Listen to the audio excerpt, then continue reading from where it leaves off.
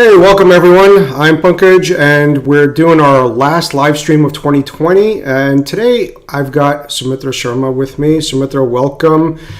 We are going to be talking about starting up during the pandemic and what it's been like. So we'll give it a second or two for people to queue up. But in the meantime, let's talk on a lighter note. How was your Christmas? How's the travel been? Oh, first of all, thanks for having me over, Pankaj.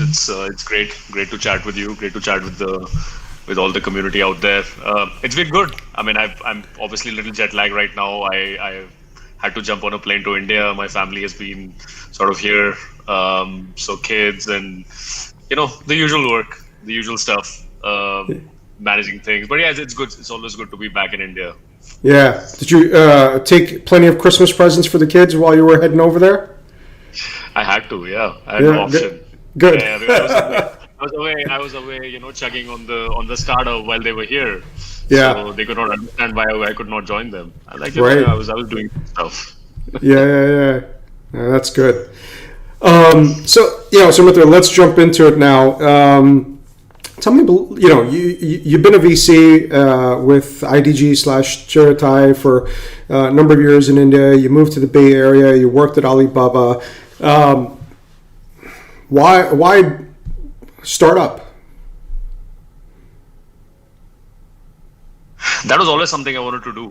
I think moving to the Bay Area, you're just surrounded by that energy. You're surrounded by people who are working on sort of giving sort of a real vision to sort of all their ideas. So you sort of get surrounded by that. Of course, being an investor, on the other side, you're always a cheerleader for founders, and that's sort of something that I never truly enjoyed. I thought that it's better to play the game rather than be a cheerleader. And obviously having been an operator and then sort of build businesses, launch products, build teams across US, India, China. I think the whole experience sort of came together really nicely. And I think sort of the idea behind Workomo was germinating in my head for a long time. And I sort of really decided and said that, look, this is a good time and I sort of need to sort of really take the plunge. So, I think starting a company, there's never a right or wrong time. I think a lot of it is, when you feel it, you feel that energy from inside that you really want to sort of, give your all in and sort of go after it. So I just felt like it. Yeah. So, some people start with this, and I've heard this numerous times, and I'm sure you have too, that, I want to do something of my own.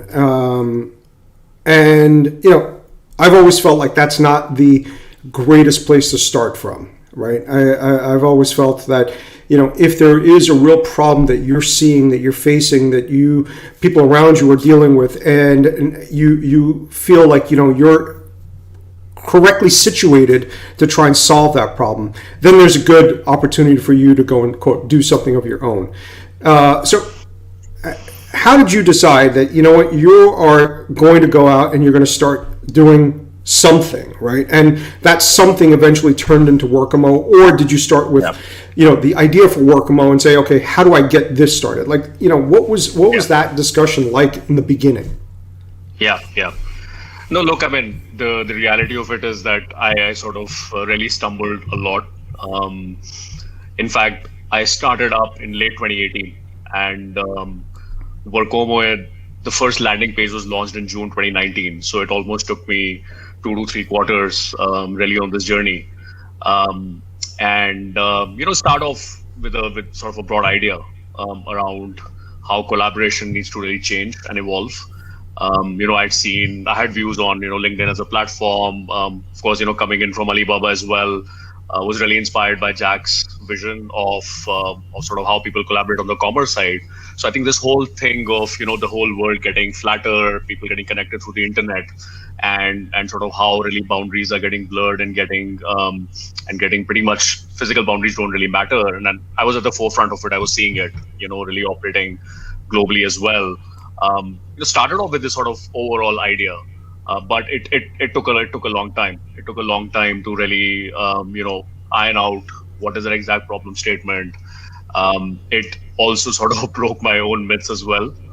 Starting up, I always thought that, look, having been a VC, having been an angel investor, having been now a tech operator, and just like seen many, many, many startups, like probably upwards of 50 startups across the world, I knew how this would work, right? But when you typically, like when you start off from scratch, it's completely different, right? It's a completely different kind of challenges you face.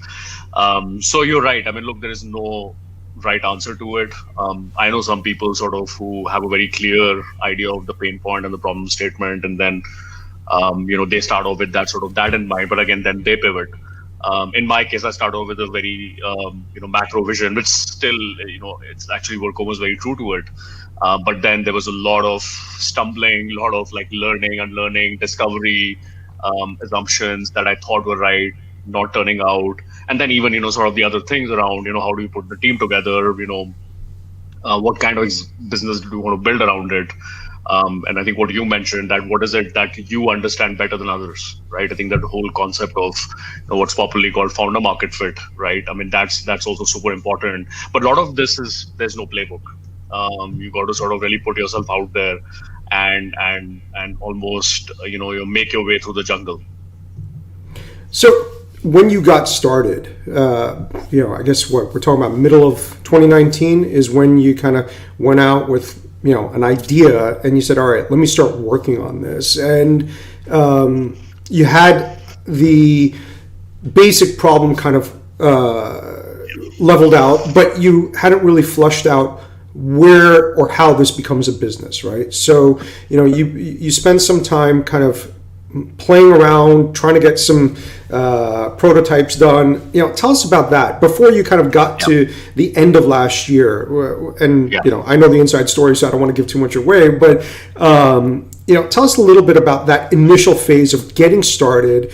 Under normal circumstances. This is all pre-COVID. So getting started under normal circumstances. What was it like? Putting that initial team together, getting that initial MVP together. Was the MVP what you thought you were going to go after? What was it like thinking about product and kind of really laying out what the product vision is going to be here? Yep. Yeah, look, again, I think a lot of it was a discovery process, and I think I sort of really found the whole sort of lean startup way of building products and of sort of really doing the initial part of customer development, really ironing out the problem statement. I found that to be really helpful as a playbook. And again, I think that itself you have to adapt, and I mean, they are basic sort of guidelines or basic sort of frameworks. But then again, you have to execute it as per sort of what your understanding is. So yeah, in my case, I think my conviction on the overall opportunity was very high. That look, I mean, LinkedIn is a platform, and at that, I mean, it got acquired for about 25 billion. Probably today, it's upwards of 35 to 40 billion dollars as a platform. There are massive gaping holes, right, in terms of what professionals today need, and sort of going forward into the Internet 3.0. And so just having been a power user of LinkedIn, having been a market-facing professional, having been, I think some of the roles that I've done all over the world, I was, I had a very sort of strong first-hand experience of it, and sort of, so my conviction there was very high. But then getting that sort of macro vision to specific sort of problem statements and really validating that what is that first problem to really start off with is where sort of that's where the devil is in the details. So I think what I did was launch the landing page. I used to, at that time, I remember the first landing page was a smart and simple relationship management hub. That's how it was, literally just that one line, and open it up with, hey, this is coming soon, and sign up. And I think I got sort of really good responses on that, right? We had, upwards of 500 people sort of signing up. And again, a lot of it was through my own networks, through colleagues, friends, family, and then the word started spreading. And I think that sort of made it easier for me, because then I could sort of reach out to those people and have a chat with those people, and sort of really understand, hey, like, sort of really all the questions that I had in my head. I could really do user research around it and really do that whole customer development process. So I think that was that first phase. And I still remember, I think, I was on my way. I was visiting my sister in the UK. I really made the landing page live. and then jumped on a plane and from San Francisco to London, and then sort of landed there. And I saw about, in 24 hours, about 200, 250 people signing up, which at that time was like a big deal. It was like 250 people. Okay, they they feel some need for this kind of a product. So that really got me excited and sort of really started from there. I think that was super important. I think from there, really getting that again, I think one thing that sort of, and I think this is something that we as a team have done really well, is be very iterative in our approach, right? So instead of, ruminating a lot on, hey, is this the right thing? Or if, what I think is the right, is the right product to build, what we said is, look, let's run very low cost experiments and quick experiments, right? Let's put something out there in front of users, and then let's learn from that, right? So I think the initial prototypes, again, I remember, I think literally we were doing one MVP prototype every 2-3 weeks, right? And these were like very simple, like lightweight web apps, simple like CRM functionalities, things that we thought, this kind of a product would need, and then really putting it in front of users and getting that feedback. So again, it was a very, very iterative process, very lightweight. And I think now in hindsight, I think that was really, really helpful from that perspective. Of course, I mean, I think just starting up as a business founder, getting the right engineering talent involved was also very, very, very important in the initial stages. I think there I personally have very deep roots into India. I've been a US India, deep operator and investor. So from that perspective, sort of really leveraging the engineering talent that's there in India in the early stages, very great A+ talent. At the same time, there's a cost arbitrage, so you can keep your costs low, you can keep it very lean, and very with minimal resources, really run these experiments.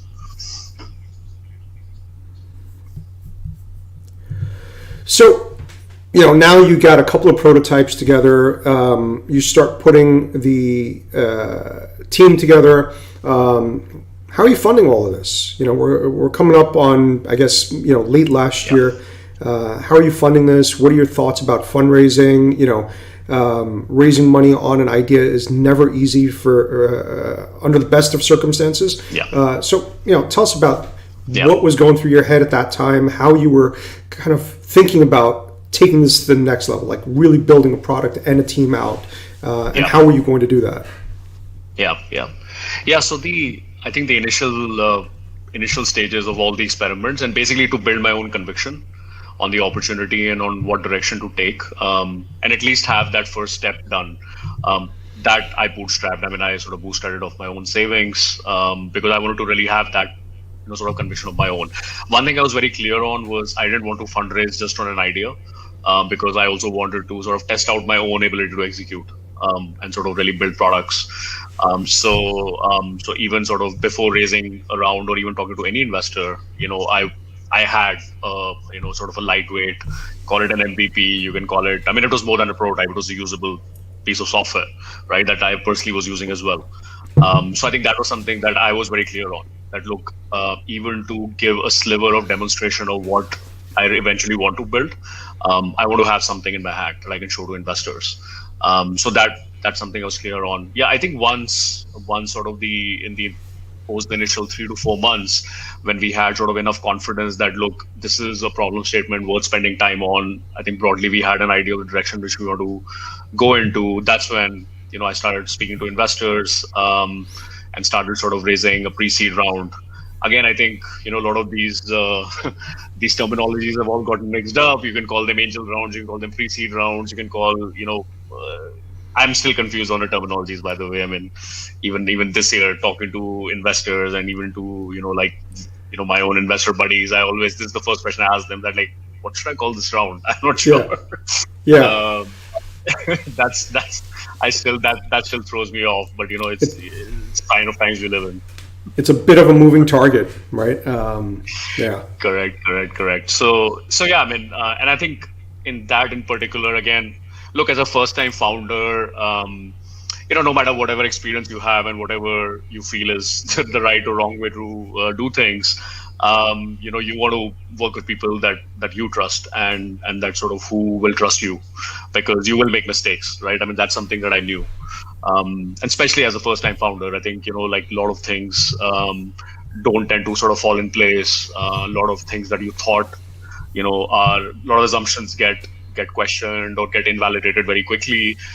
So you need sort of that time, you need that patience from anyone who's going to be a stakeholder in the company. So that's something that again I was sort of very clear on, something that I had learned in my career as well. So for my first pre-seed round, I pretty much spoke to people who sort of I knew and who sort of I trusted and who knew me. And of course, people like yourself, who then, of course, very graciously decided to invest. But I think the initial syndicate was completely sort of put together with people who really believed, who one is, of course, believed in me, but also believed in sort of the overall opportunity. But with very minimal traction, but sort of still saying that, look, this is something that, that can sort of become big and can make a big difference, to the way work and collaboration happens. So yeah, that was sort of the initial stages. Again, the focus has been to keep it very lean. So we have always the focus has been, look, with minimal resources, let's try and achieve as much as possible. Again, something that I've learned specifically a lot at Alibaba, even though it's a $500 billion company, I think just working with Jack and working with the management there, and e-commerce companies work on very low margins, right? So every dollar is saved, and I believe Amazon is very similar as well. So Yeah. you learn a lot about the value of capital. So Yeah. that's something again that's been a very integral part of the DNA of Workomo. So I got one question in the comments on LinkedIn. I'm going to share it over here. How did you build your initial team in India, right? Like, Yep. especially, I'm sure you've seen this. I've definitely seen it a lot over the Yep. years while I was in India. It's like, hey, I'm a business founder. I want to raise money. I can't. I can't find engineers. Engineers don't Yep. want to work with, so there's a lot of different dynamics that go around. How Yep. did you go about building that initial team? Yeah. No, that's a great question, and I think a lot of it is again trial and error. But look, I think hiring engineers is, and again, this is my perspective as sort of a product person, but I don't code, so I think hiring engineers is always a catch-22 situation at early stages of a startup, right? So of course the best way is sort of you have a set of people who are believers in the vision, right, who are pretty much there from day zero. I mean, they could be friends, they could be colleagues, right, and sort of you almost start off the journey together. That's always the ideal case, right, because then the conviction level is very high. In my case, that was not that was not there. So I think one thing that I've learned is always have tangible things to show, and to anyone, right? Anyone that you're looking to hire. I think people want to see progress. People want to see beyond ideas and beyond just vision and mission statements. They want to see demonstrations, right, of progress, of, okay, what is this exactly, right? Or something that they can react to. And even there, which also sort of runs their imagination towards what this can become, right? I think that's something, and again, a lot of this is hindsight, but that's what I've learned, right? So I think in my case, what I did was, for the initial MVPs, I used my engineering networks, used contractors to get the first one or two MVPs out, so that the customer development process was happening. I think once like a basic lightweight MVP was in place, then I started sort of reaching out to engineers through my networks, reached out to people on AngelList as well. And personally, I found AngelList very, very helpful. And again, I think the caveat there is that, sort of just given my own experience of India, I'm able to sort of really, use it effectively. I think that's important. So if you're doing it globally, if you're using AngelList globally across cultures, I think it can be a little bit challenging. But just from a sourcing perspective, and I think just that matchmaking between early stage startups and sort of talent out there who's looking for startups at that early stage, AngelList to me has been like really, very important. So really use that MVP, initial MVP that was sort of really built quickly by contractors, then went down to AngelList and started sort of really talking to more experienced engineers to really start creating the founding team. And then, yeah, I mean, I think the two founding engineers that then sort of ended up joining the team was through AngelList. No, that's great. I think a lot of people try AngelList and they don't necessarily do it the right way when they're getting started and they give up on it. And I think AngelList, especially the job section, has been a real important ecosystem builder across India, especially, right? To be able to find talent of people who want to work at startups, right? Like it's not hard to find tech people in India, but it's hard to find tech people who want to work at a startup. So that's great.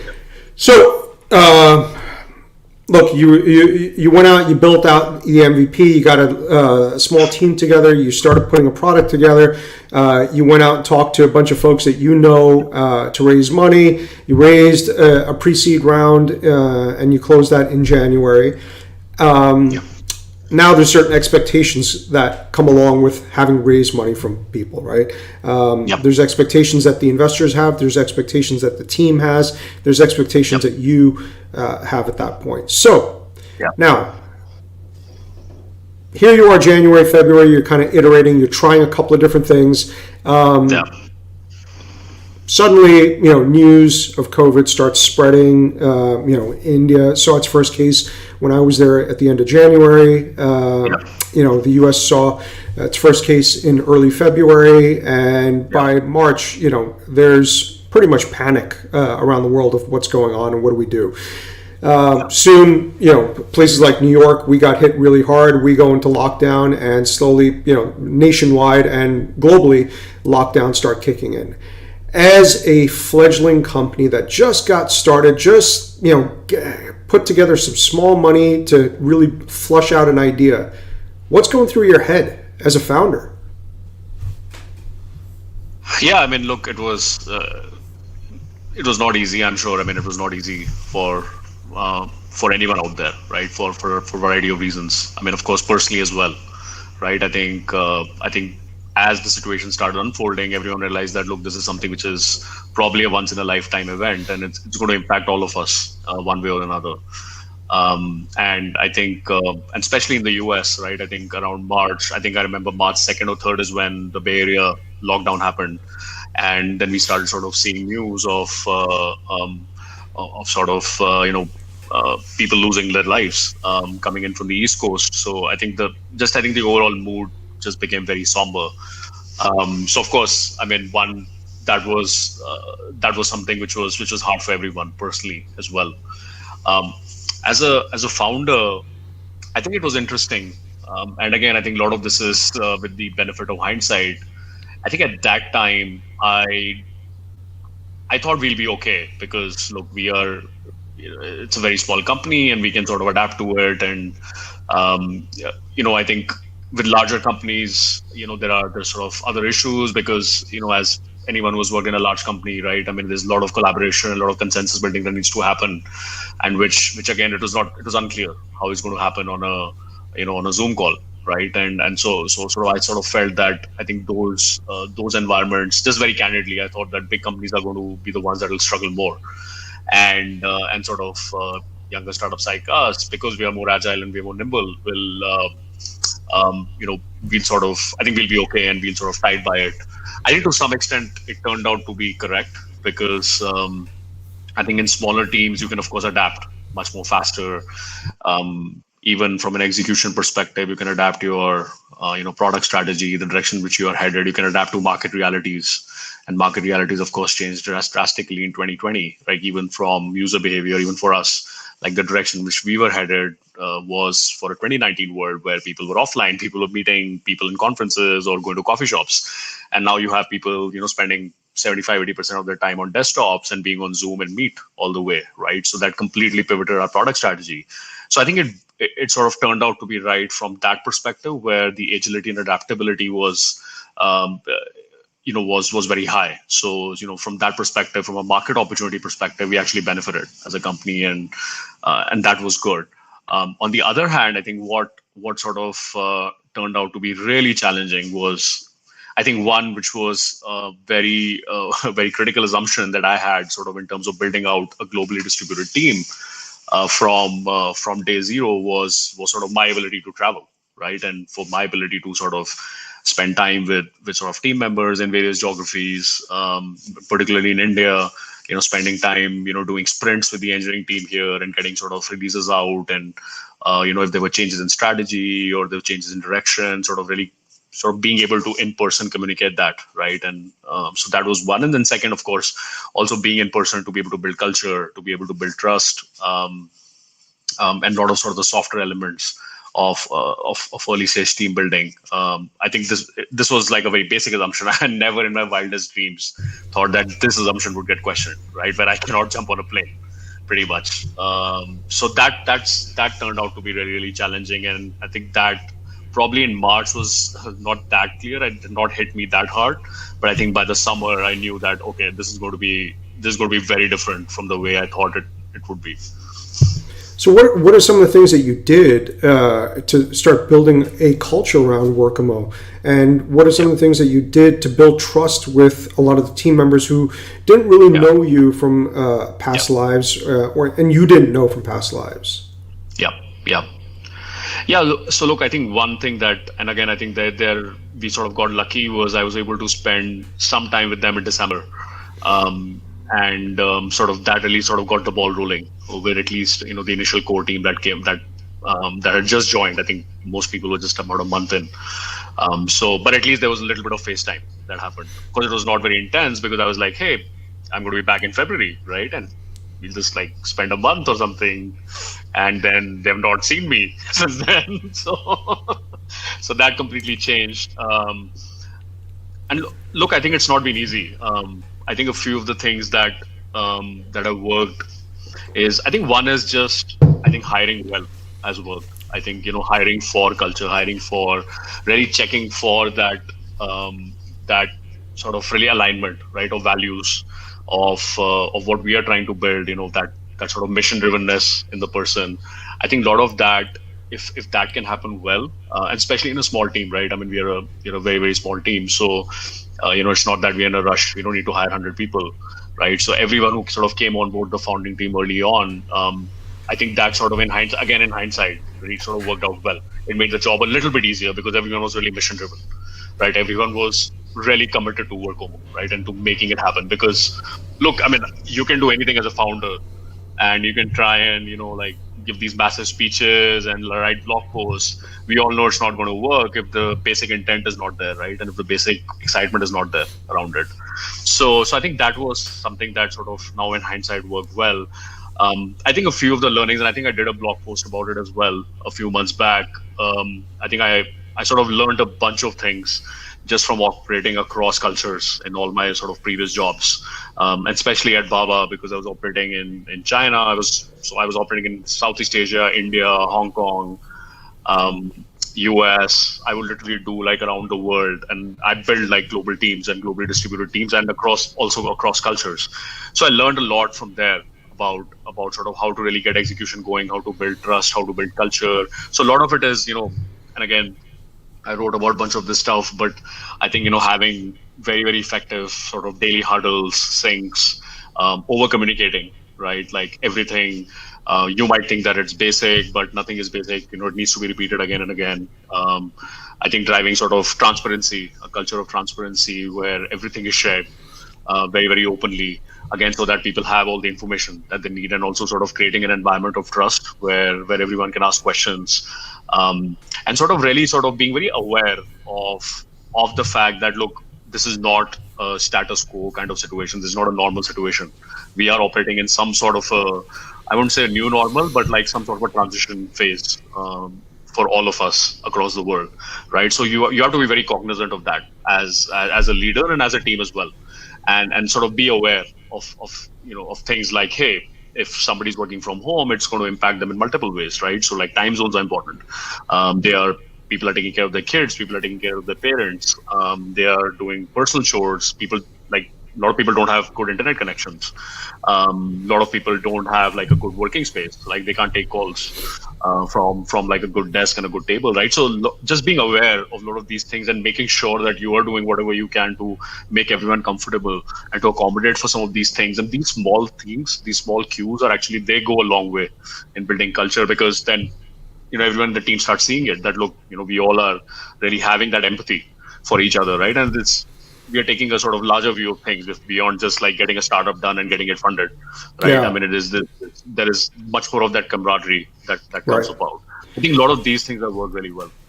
So what are some of the mistakes that you made, over the last 9 to 12 months, that you wish you had more information, you had better mentors, you had other founders that you could bounce ideas off of, that could have given you some heads up as like, hey, be aware of something like this. What are some of the mistakes that you made over the last year? I mean, where do I start? Hey, that's why we're here. I think your journey as a founder is like basically it's a running laundry list of mistakes, and then one or two things go right, and then those Sounds things like become very important. VC. It is what it is. I mean, you're dealing, especially in 2020. I mean, all of us, right? I mean, look, none of us were geared up for this. We all are Yeah. dealing with massive uncertainty and flux. So I don't even want to I don't even know where to begin. No, but look, I think few of the things. I think one was there is this, especially when you are, in 2020 in COVID, in the lockdown situation, working from home, not being able to socialize with people, not being able to go out, and even like in Silicon Valley, not really being able to leverage that Silicon Valley ecosystem, right? Of just like going up to people, going to a coffee shop, going up and just, hanging out with people. You can't do that, Yeah. right? And then sort of protocols around Zoom and Meet have been very unclear, right? And the massive issues, with those calls as well. Like calls become transactional. How do you build relationships on a bunch of that stuff? I think there has been this tendency of going into your shell as sort of a person, right? And even as a company, a lot of times because you're not putting yourself out there, right? Yeah. And it's not that easy to do it digitally for everyone. So I think that's something that I've seen it happen. It's been happening to me, and I'm not saying that's a solved challenge, right? We're dealing with it on pretty much a daily basis, where you have to almost observe that, hey, like, are we just like thinking? Are we just like trying to solve every problem in this small group instead of putting ourselves out there and talking to users, talking to customers, talking to the ecosystem? So I think that's been one. Second has been I think getting feedback, right? Um, and and again, sort of talking to users enough, talking to all kinds of stakeholders, right? Not so, of course, talking to users, talking to customers is, I think that everyone gets, right? And I think most good companies will do it, and most good sort of founding teams will definitely attempt to do it, but that sometimes is not good enough, right? There are other kinds of inputs also that you need strategically. For example, people who have built similar companies in the past, right? Like founders or people who have invested in those companies, and getting that feedback of, look, there's a reason why a lot of these companies failed. So, I think these are things that you should take care of. And these are like sometimes very tactical points, right? Like something very product driven that, look, hey, don't even go down that direction, right? This is where this happens. Of course, it's up to you how you want to take that feedback, right? You might still decide to do it for whatever reason. But I think just getting that feedback and learning from the mistakes that other people have made and from the journeys of other founders and other teams and companies is again something which is, again, it's hard to do.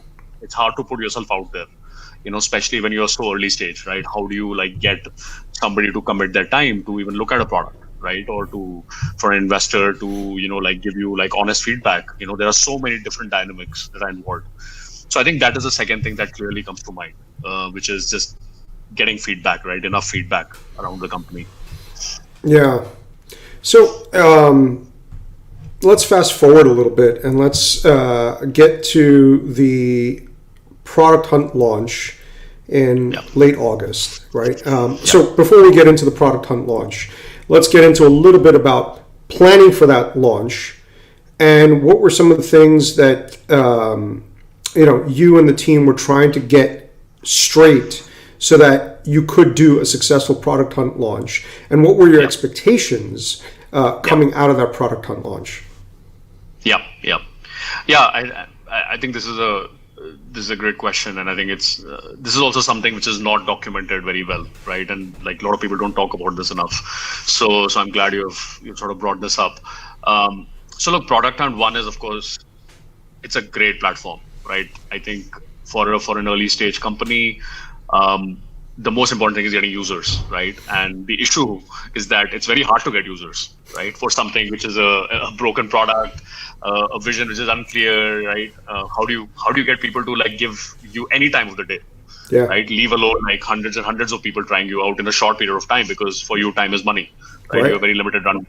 So I can't think of a better like community than Product Hunt, to really get your flywheel going, right? Of whatever it is that you want to accomplish as a very early stage company. And look, this is important. I mean, it's very non-trivial, because understanding this, make sure that you actually take it up as a key milestone for the company, versus just making it as a check mark that, hey, we'll just put it out there and I'll see what happens, right? So one was that I think we sort of, when we spoke to the community, we understood this, and we gave it a lot of importance, like to the point of saying that, look, probably the destiny of this company is going to be decided by the product hunt launch, right? And how good it is, and how many users are we able to get, and how many quality users are we able to get, and how much are we able to learn from just this one event, a 24-hour event, is it's something that we laid a lot of emphasis on. So that was one. I think one thing that we did well was to speak to a lot of founders, speak to a lot of marketing people who had done product hunt launches, spoke to people through our network of startups, of founders, of people that we knew, because again, there are tactically, I think there's enough information out there, but there are a lot of these things that you need to keep in mind for you to really maximize your ROI of all the effort you put in on product hunt. So we did that sort of really well, and we sort of almost created our own playbook. And in fact, I think that's one of the things that has been there on my plate. I think we will, as a team, do a blog post on sort of what our playbook for product hunts was. I think a few things that very tactically worked very well for us was, we almost took it as a 24-hour control room situation. Literally, like, the entire team was on a Zoom call for 24 hours, driving each and everything, taking each and every comment on Product Hunt, each and every user who was coming in from there, um, um, you know, giving them the utmost importance, right, in terms of quick sort of feedback, quick responses, quick replies on how it was going. Also, we took it as not just a Product Hunt launch event; we took it as almost like an ATL event as well, right? So we used Product Hunt to actually start driving awareness for the company and for what we are trying to do on other platforms as well.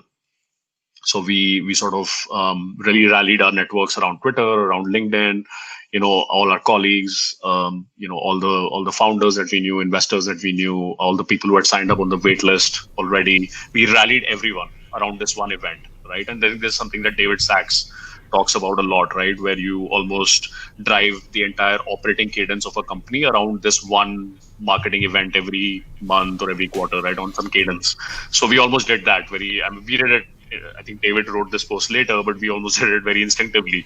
He said that, look, this is like, we need to get this right, right? This is what is going to tell us whether this something worth sort of working on on or not. So yeah, and then we launched on August 27th, and it was really successful. We were number one for majority of the day. We ended up in the top 5. We got featured in the newsletter, and that sort of really gave us very good exposure. And but on top of that, we got very high quality users, and from across the world, right? Active users who use the product, who gave us feedback, who wrote emails, who said, hey, this is good, this is bad, right? And a lot of those users are still around. They're Yeah. still the most retained users. Yeah. So coming out of the product hunt launch, you got some of your initial challenges worked out. You kind of brought the team together, and we're now on a mission. You had figured out, like, okay, this is what Workimo is, and for those of us who are joining us or joining the stream a little late, let's share a quick 2-line pitch on what Workimo is. And Yeah. then let's go into, like, now what? You got a product out there, you have some users, presumably there's a whole bunch of other things that you want to do with the product. Yep. What are you going to do? And what's the plan, to end 2020 and start 2021? Yep, sure. So I think Workomo in sort of just few words is people insights for virtual meetings. So it's a Chrome extension.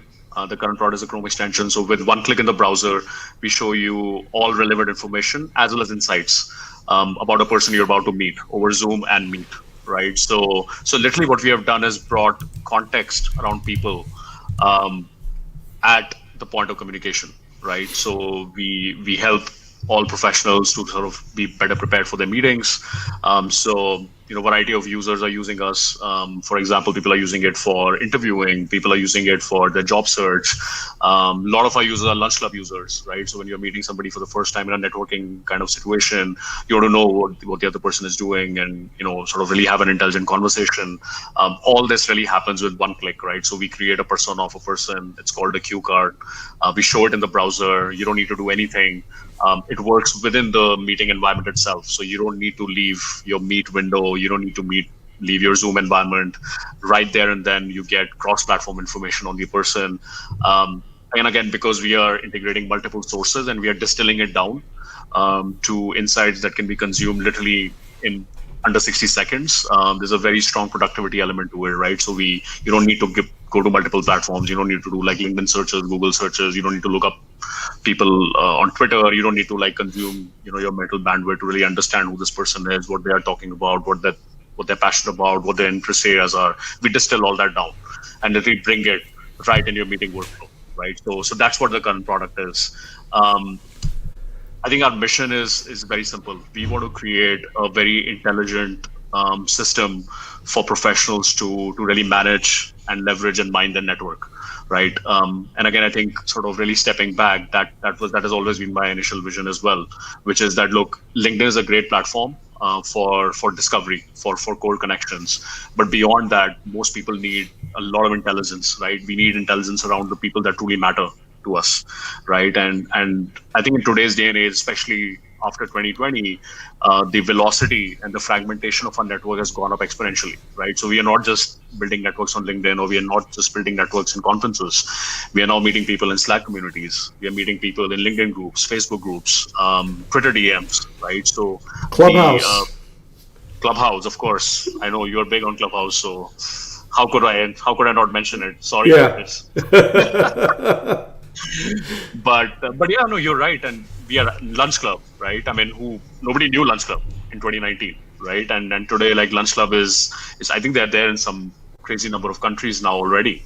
So I think we are seeing this sort of, and now of course, with the creator economy, you have people like starting Substacks and people having newsletters. So you have followers there as well. You are people sort of product hunt, people, sort of. So this whole concept of networking and of building your networks has sort of really evolved, right? It's taken a new shape and form, and that has actually got accelerated with 2020, right? So what we want to make sure is that we are the system of intelligence for that, right? We want to make sure that whoever you meet, anyone, and when we say meet, it's either synchronous or asynchronous. It is either digital or it is offline, in person.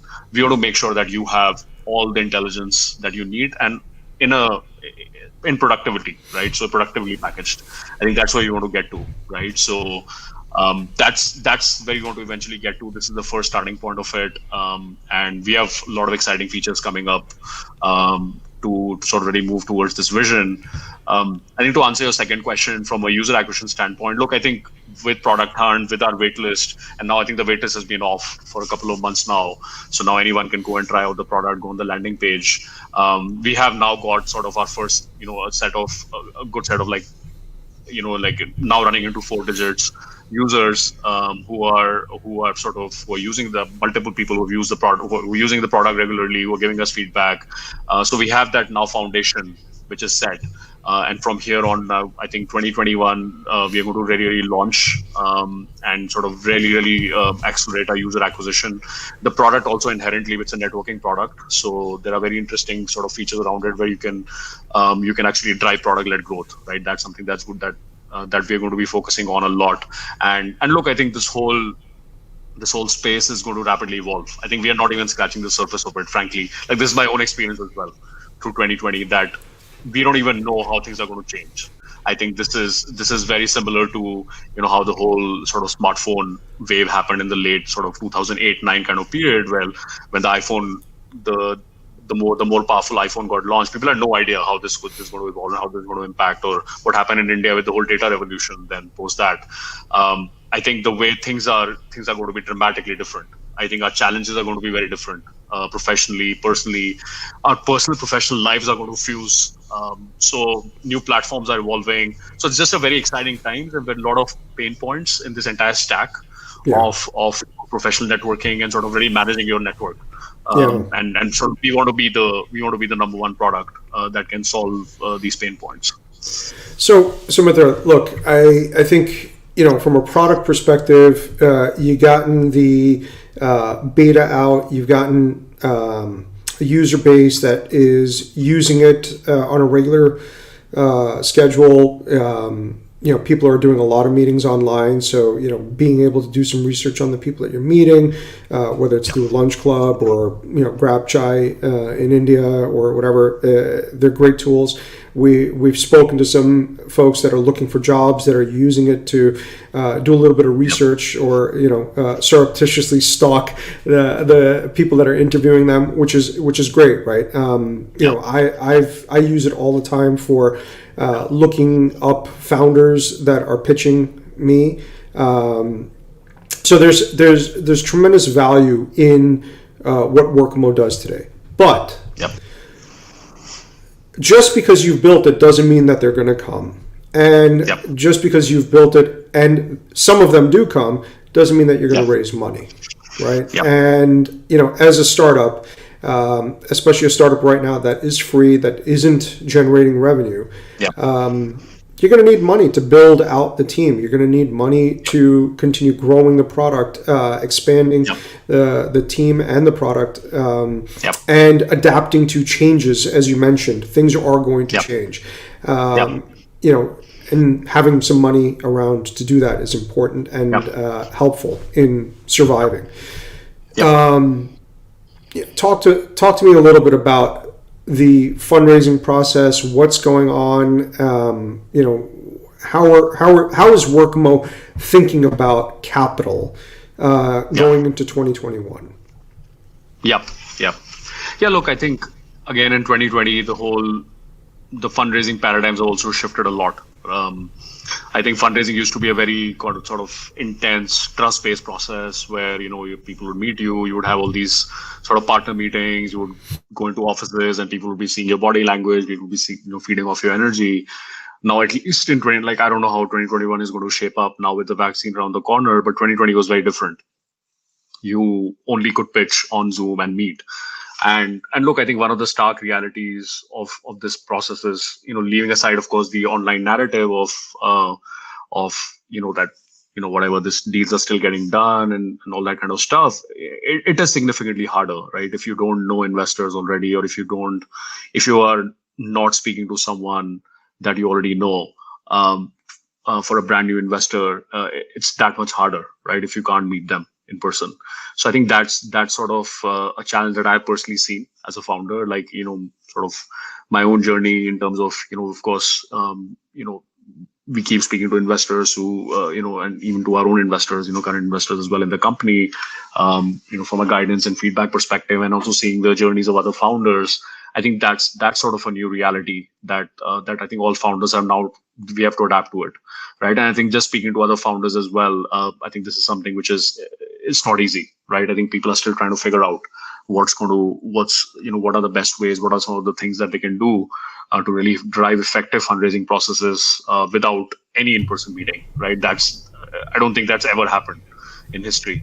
So we are also, again, something which all of us, the current crop of founders, are doing for the first time.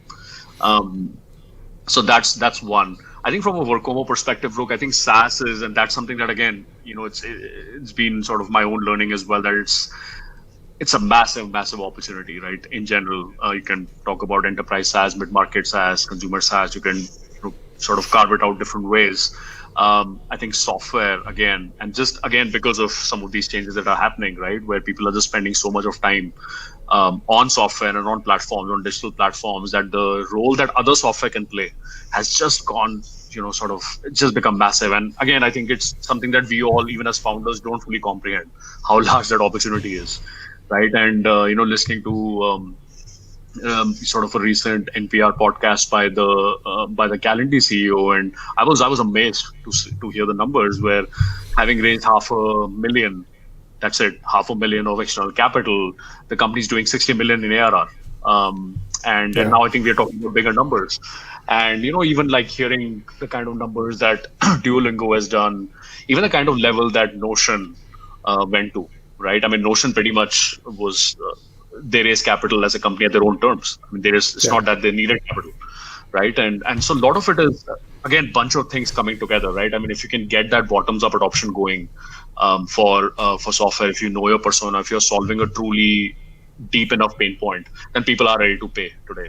And the beauty of a lot of these businesses, businesses like Calendly, Grammarly, Notion, Figma, Airtable, Workomo, the beauty is that your market is global, right? So all these questions that I remember as an investor, we used to have about, hey, what's your addressable market? And in a pure internet-based SaaS self-serve product, it's everywhere, right? We have users everywhere. We have users in Australia, we have users in US, India, Southeast Asia, right? Even currently, as such a small company.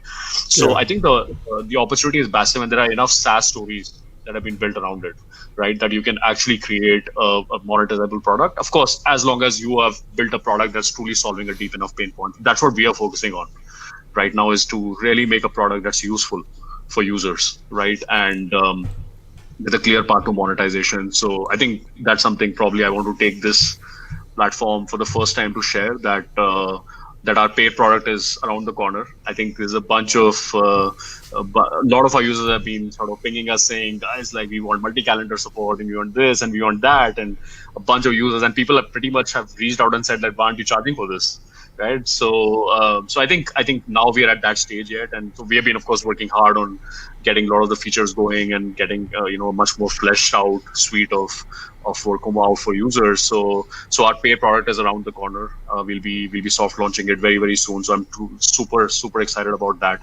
And I think with that we'll start driving monetization. And again, I think for a product which just got launched on Product Hunt on August 27, August end, right? To get sort of a paid version out in 3-4 months is something that I feel sort of very proud of in terms of what the team has achieved.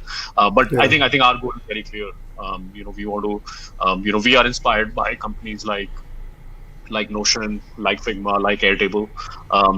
We want to be in that same space, which is bottoms up adoption by professionals, and then sort of have a subscription based monetization model, and really create a proper SaaS business around it, right? I think that opportunity is phenomenal, and there Yeah. is no reason why you can't do it today, right? And yeah, we'll do whatever, we'll raise whatever capital is needed to sort of really sort of get the business to that stage. Yeah. So since you brought up monetization and announced it here first that we're going to be launching a paid version of the product soon, no dates committed yet, but soon. There's a question from Rupesh on LinkedIn asking, how long should a company wait before they start monetizing, in your opinion? Yeah. So look, I think there is no right or wrong answer to this. Ideally, it should be immediately. I think there is no reason why, if you're solving a pain point, that people should not be paying for it. At the same time, I think it also depends on what space you are in. Are you, again, there are different kinds of spaces, right? If you're a pure enterprise product, and you've started off with, let's say, an anchor customer, right? Then I think customers should be paying for it, right? If you're solving a problem. In our case, or in the case of a lot of SaaS companies, you have to do a lot of discovery, right? So for example, in our case, we wanted to first get enough users on the product, right, and sort of on the platform, and sort of built it out to a certain point. But then, even in our journey, as you are seeing, right, we are very very quickly moving towards monetization. So look, I think the end goal of any startup, quote unquote, is actually to create a business, right? And there can be no business without monetization. So it should be even as a founder, as an operator, as an investor, it should be ASAP, right? The sooner you get it, the sooner also as a company you get leverage, right? The whole goal is to sort of create products that are used by sort of millions of users, right? And sort of create businesses around it, so that it becomes a company. I mean, for me, like, I'm personally very inspired. Like, I look up to Jack a lot, right? And he talks about Alibaba being around for 102 years, which is 3 generations, right? If a company is around for 102 years. So those are the kind of outlooks that at least I take, and sort of for that to happen, you have to build a business around it, right? So yeah, I mean, short, long answer, get to it, monetize as soon as possible. Nice. So we also had another comment from Rupesh saying that he uses Workimo and he finds it useful. So thanks for the shout out, Rupesh. Awesome.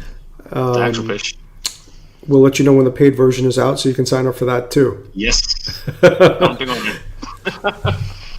So, coming back to what are your top 2 or 3 learnings operating Workimo in 2020, going from an idea and note team to a team that is building out a product, moving towards a paid product, free and paid product. What are the top 2 or 3 learnings that you've had as a founder over this very tumultuous 1 year? Yeah, sure. Look, I think there are sort of 2 aspects to it, right? I think one is just general learnings as just building a startup, right, and as a founder. And then, of course, it's become more complicated with, unfortunately, 2020, right, where we've been dealing with the whole pandemic and the lockdown and work from home situations. I think the biggest learning for me, and which I can triangulate it on both these points, and I think it becomes important from both these points. And I would say, like, the number one learning by far is the most important thing is really building out a high quality team, right? And there's nothing else that matters. I think everything else pales in comparison. Conversely, if you don't have a high quality team, if you've not been able to assemble a team that can sort of really build the company out and really sort of execute on the kind of vision that's been set out, nothing else matters, right? You can raise all the capital in the world, you can make all the noise, you can go on all the podcasts, it really doesn't matter. It's all about the team and the quality. But I want to interrupt you for a second there. Yeah. A lot of people talk about this. A lot of people say this constantly. Yeah. How do you actually build out a high quality team? Yeah. Not a lot of people answer that question clearly. So I'm going to put you on the spot. Yeah, I'm going to answer it very clearly because I've learned it the hard way. So look, I think both, and I'm sort of thinking about this on the spot right now, but both the hard elements and the soft elements are important. I think I've seen a lot of popular narrative being just on the soft side, which is, like, people need to be startup-y, they need to be entrepreneurs, and they need to be mission driven and this, that. That's great, and that's super important. But at the same time, you're also trying to build a business. You are trying to write code. You're trying to build products. You're trying to build the designs. You are trying to market. You're trying to get users, right? And customers are not going to care about the mission drivenness of the team. They care about the product, right? So I would say that, again, both those hard and soft elements. On the soft side, I think mission drivenness, ability to adapt to change, and sort of really aligned with the cultural values, right, of the team and of the founding team, right? I think these 3 elements are super important. I mean, I can go on and on about energy and a lot of that stuff, but I think these 3, like, just straight away come to mind, right? So having a check mark on the soft side, at the same time also having the right skill sets to be able to execute, right, at the early stages, which is write whatever it is, like build products, write code, get users, do it fast, and do it at quality, right? Quality is super important. The bar for quality has really gone up in today's day and age, right? The whole point of making, like, shoddy landing pages and crappy MVPs and broken MVPs and all, at least in my view, maybe it's controversial, maybe it's not right. My limited experience, it doesn't work now. Not anymore. The bar is absolutely. No, bar is very high. So I would say these 2 things. Both there has to be clear check marks on both the softer side of the EQ side and also the skill set side. Cool. Well, I know we're almost over time. So if you want to hit the last 1 or 2 major learnings in 2020, please do so. Now's your chance. Yeah. Look, I mean, 2020 has been it's been a tough year for everyone, right? So I think, first of all, beyond startups and the world of investing, and we all tend to live in a bubble as founders and investors. We all think that this is startups and what we are working on is the world. But I just want to like just a big shout out to everyone, right, who has just hung in there, and we all have sort of survived, right? We all have made it through. We have sort of, with all that the this whole situation has thrown at us. I've sort of seen how people have fought, right, and of how people have fought. Now just being in India for the last 2-3 weeks, just seeing how people, with social distancing, with masks, with everything, at such a big population of 1.3 billion, work is still going on, right? The economy is still chugging along. At the same time, in the US, at least in the Bay Area, we have seen some of our most loved restaurants close down. Restaurants that have been around for 40 years. But at the same time, I've seen how business owners have adapted. In fact, I did a tweet storm on it, and some of the restaurant owners they're holding like comedy nights, and I would have never thought, like, that used to be a place where people would go and pitch investors, and they have comedy nights now, right? So I think the ingenuity of human beings is truly coming out to the fore in this year, and that's something that, to me personally, like, that's very heartening. It gives me a lot of hope, and it makes me very optimistic in general. So I think yeah, I mean, 2021 is definitely going to be better for all of us out there. From a Workomo perspective, look, I think we are very excited. As the future of work is getting defined, we are building software for it. We are making software that can help people to sort of really be better at sort of leveraging the network and mining the network. Relationships are everything. I think everyone gets it in their career. So that's the reason why platforms like LinkedIn have been around for 15 years and have been undisrupted, right? But it's just a massive pain point. There are enough gaps in that ecosystem, right? So if you are frustrated with LinkedIn, that's my punchline to you. If you are frustrated with LinkedIn in 2020, You're not come to alone. Workomo. Yeah, You're not alone. So come to Workomo. Yes, check us out. Yeah. Check us out, and I think we are doing some cool stuff. Yeah. Cool. Soumitra, thank you so much for joining us. I know it's very late in India right now, but now you got to go back to work. So I'm going to let you go and get back to work. Happy New Year if I don't talk to you before then. And everyone on InvestStream, thank you very much for joining us. Don't forget to subscribe so that you get notified about upcoming live streams and videos that we're going to do. And Happy New Year to everyone. See you guys again soon. Thank you. Thanks, Pankaj. Thanks for having me. I mean, really loved sharing all the experiences, and Happy New Year to everyone, to all the viewers. Awesome.